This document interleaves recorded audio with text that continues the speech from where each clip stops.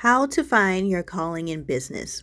Hi, everyone. I'm Kristen, an entrepreneurship coach and business astrologer for professional women who are ready to take the leap into entrepreneurship.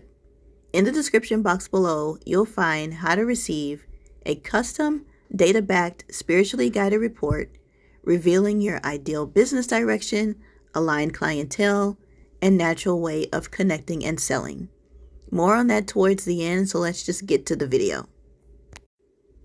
Owning your calling in business is an interesting topic because many people know what their calling is when they're toddlers, and some get to the end of their lives and never figure it out.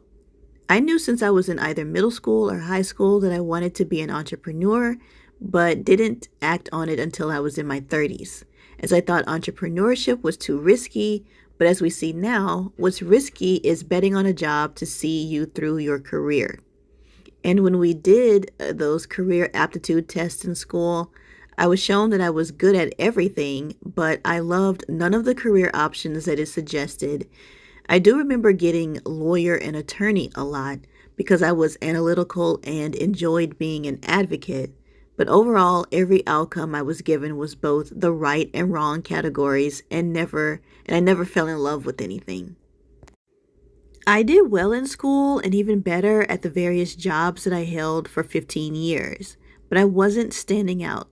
In my career, I was always in someone else's shadow or advancing an organization's mission that I wasn't necessarily excited about. I certainly didn't mind helping or solving problems, but it wasn't impactful enough for me. After getting my second master's degree and briefly working as a data manager, I loved the busy work, but I did not enjoy the jobs that I was newly qualified for. I needed to determine and advance my own mission. So owning your calling is part education and skills and part spiritual gifts.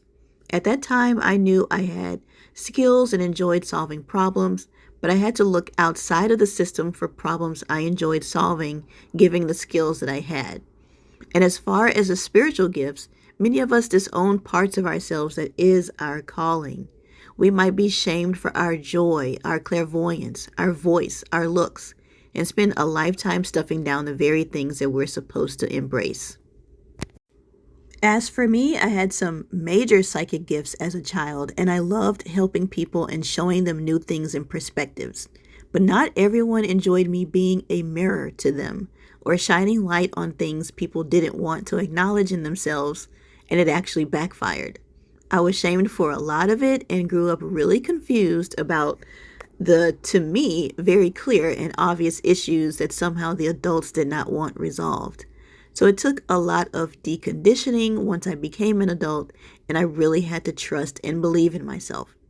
When I was younger, I didn't know that could actually be a business outside of being a therapist or a pastor, neither of which I wanted to do. And being the next Sylvia Brown or Miss Cleo was certainly out of the question because I was raised Catholic.